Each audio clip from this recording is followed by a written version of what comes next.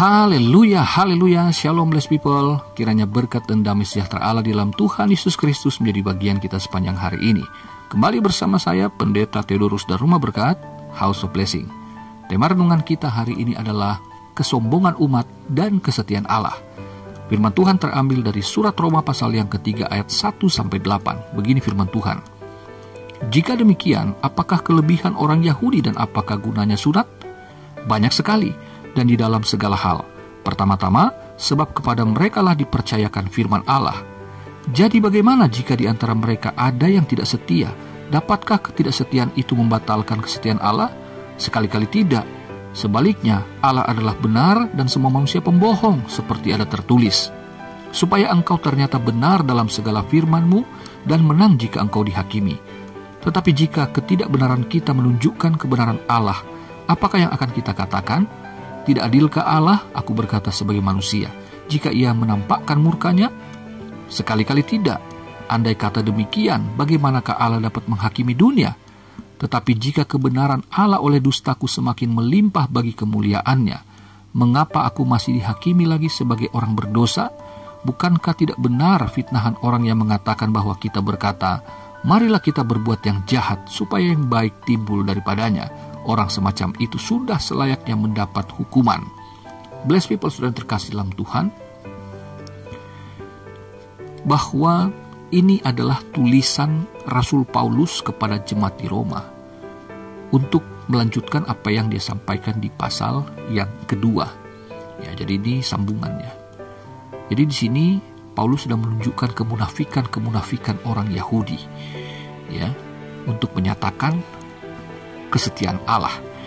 Nah, sebagai perenungan kita, saya ingin menyampaikan 3 poin mengenai kesombongan umat.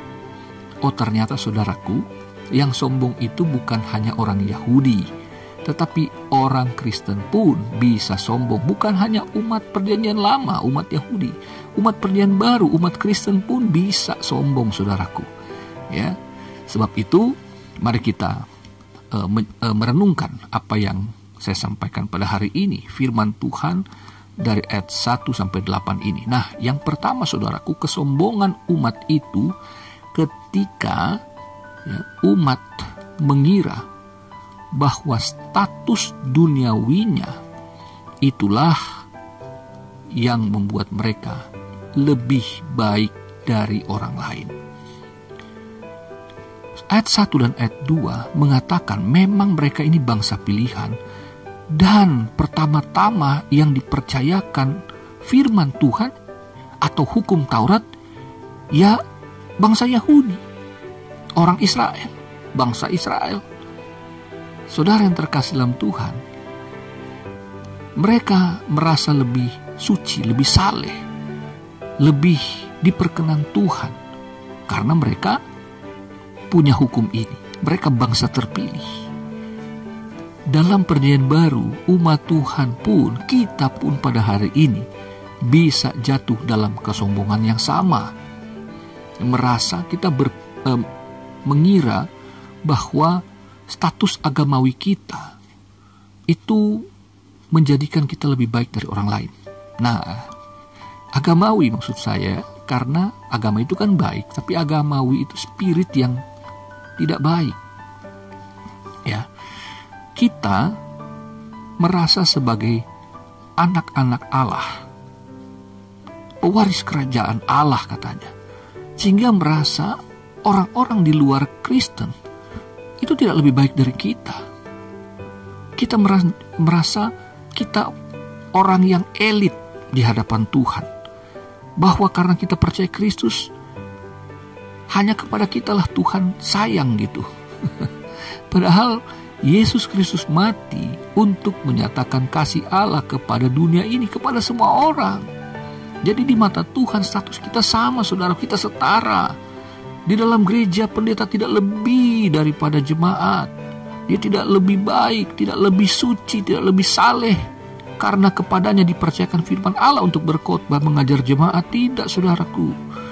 Ya, pembela sidang, majelis jemaat, para pelayan altar, pelayan mimbar tidak lebih baik daripada jemaat yang lainnya. Di luar gereja kita tidak boleh merasa lebih superior dari orang-orang non-Kristen. Ya, karena ya di ayat 9 sampai ayat 18 itu dikatakan gak ada orang yang punya kelebihan kok di hadapan Allah. Semuanya sudah ada di bawah kuasa dosa, gak ada yang benar. Kita semua ada hanya karena kesetiaan Allah yang menyatakan kasih berdasarkan perjanjian Allah dengan bagi umat Yahudi dengan Abraham, umat perjanjian baru dari keturunan Abraham yang tersalib, yaitu Yesus Kristus. Ya, jadi perjanjian lama itu Tuhan mengikat perjanjian dengan Abraham akan datangnya Mesias sang juru selamat dunia. Tetapi kita yang percaya kepada Kristus, Dia itu bukan hanya keturunan Abraham, tapi Dia Allah yang menjadi manusia, mati di atas kayu salib dan bangkit pada hari yang ketiga. Haleluya.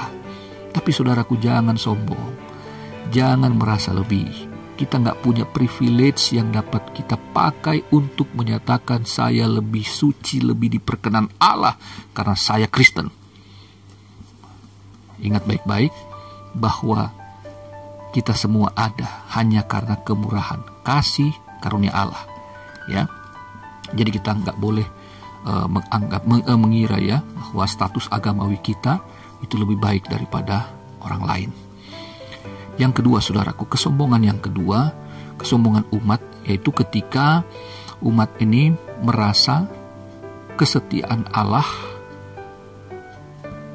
berdasarkan perbuatan umat. Ya. Jadi seolah-olah Allah itu bergantung kepada umat. Kalau kamu baik, ya Allah baik. Kamu memberi, Allah memberi. Jadi kita pakai hukum tabur tuai dengan Tuhan. Nah, ini kacau ini, saudara. Ingat ya, kita ini manusia gak berguna karena dosa membuat kita kehilangan kemuliaan Allah, kan? Kata Roma 2 pasal 3:23 itu. Jadi gak ada sesuatu yang dapat kita banggakan. Ya, kita ini manusia gak berguna sesungguhnya, hanya dijadikan berguna karena Allah menyelamatkan kita. Karena perjanjiannya. Saudara yang terkasih, kita setia karena Allah yang lebih dulu setia. Oh, jadi saya bisa setia kepada pasangan saya, kepada istri, kepada keluarga saya, anak-anak saya, kepada jemaat yang saya layani, kepada pekerjaan Tuhan yang dipercayakan. Karena Allah telah menyatakan lebih dulu kesetiaannya. Itulah teladan Kristus, setia sampai mati di atas kayu salib. Jadi bukan karena saya telah menunjukkan perbuatan-perbuatan yang hebat lebih dulu, bukan saya telah berbakti lebih dulu sehingga Allah menyatakan kasih, Allah memberkati, bukan. Tapi karena Dia justru telah lebih dahulu menyatakan kesetiaan kasih-Nya itu kepada kita, maka kita dimampukan untuk menyadari bahwa kita yang memiliki firman Allah, yaitu di ayat 3-4 itu, memiliki firman Allah bukan menjadikan kita orang-orang yang dapat barter jasa dengan Tuhan. Enggak. Saya berbuat baik karena firman Allah yang ada pada saya mengingatkan Allah telah berbuat baik padamu. Oh, jadi karena saya memiliki firman Allah, perjanjian lama, perjanjian baru yang disebut Alkitab Kristen itu, maka saya dimampukan untuk melakukannya juga. Ayat 20 dikatakan, sebab tidak seorang pun yang dapat dibenarkan di hadapan Allah oleh karena melakukan hukum Taurat. Jadi saya dibenarkan hanya oleh karena kasih karunia Allah. Dan dari kasih karunia itulah menyadarkan saya bahwa saya telah memiliki kasih Allah, maka saya harus setia kepada Allah untuk menyatakan kasih-Nya kepada orang lain berdasarkan kasih Allah yang saya terima itu. Oh, berarti saya melakukan firman Allah bukan untuk diselamatkan, melakukan firman Allah bukan untuk mendapatkan kesetiaan Allah, tapi saya setia melakukan firman Allah untuk menyaksikan siapa Allah di dalam Kristus Yesus itu. Amin, saudaraku. Haleluya. Yang ketiga, yaitu terdapat di ayat 5-8. Kesombongan umat ketika umat berpikir perbuatan dosa akan menghasilkan perbuatan baik, apalagi demi kemuliaan Allah. Oh, no. Saudaraku yang terkasih, bahwa itu gak benar kata Paulus. Itu layak dapat hukuman. Nah, untuk memudahkan saya kasih contoh. Beberapa tahun yang lalu, ini beneran saudara, kisah nyata. Di sebuah gereja yang besar, pendetanya terkenal banget, seorang worship leader yang dikira dia itu setia melayani, diberkati, dan juga orang yang baik, ternyata bandar narkoba jaringannya besar di Jakarta, saudaraku. Itu semua kaget ketika aparat dari Badan Narkotika Nasional BNN itu menciduknya, dan semua terheran-heran. Alasannya luar biasa, saudaraku, bahwa dia melakukan ini karena terbeban untuk menopang pekerjaan Tuhan di daerah-daerah, khususnya di pedalaman, di desa-desa. Jadi dia melakukan kegiatan untuk perdagangan narkotika demi untuk menopang dengan keuangan gereja-gereja yang minus gitu. Bahkan dia mengaku setiap bulan dia memberikan persepuluhan di gereja lokalnya sebesar 500 juta rupiah. Wow, luar biasa bukan? Tapi saudaraku, perbuatan itu bukan hanya pelanggaran hukum negara, tapi perbuatan dosa di hadapan Allah. Perbuatan dosa itu tidak dapat menghasilkan perbuatan yang baik. Ya, mungkin bagi manusia kelihatannya baik, bagi pendeta, bagi gembalanya yang nggak tahu waktu itu ya bagus sekali, wah luar biasa, jemaatku diberkati. Gereja-gereja di daerah merasa bersyukur, terima kasih Tuhan, Tuhan telah kirim seorang donatur, nggak taunya itu uang narkotika, saudaraku, uang perdagangan narkoba.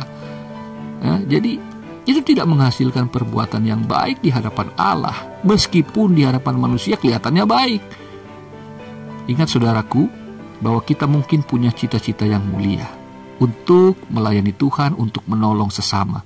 Tapi bukan berarti kita boleh menghalalkan segala cara ya.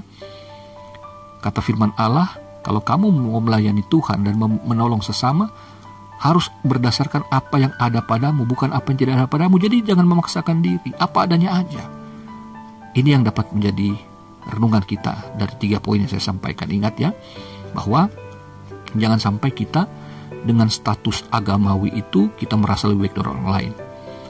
Jangan kita berpikir bahwa perbuatan baik kita, kesetiaan kita itulah yang menyebabkan Allah setia. Enggak ada peran serta kita.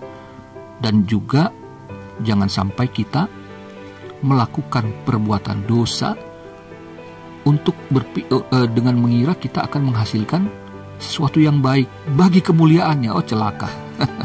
Mari kita bersyukur apa yang ada pada kita, kita layani Tuhan apa adanya, dan lihatlah semua orang setara di hadapan Allah. Karena kasih Allah, kesetiaan Allah, saya bisa setia melayani Tuhan dan setia kepada sesama, dan saya mau berbakti, berbuat yang baik dengan cara yang benar. Selamat menyambut Paskah. Tuhan Yesus mengasihimu. Tuhan Yesus memberkatimu. Haleluya, blessed people.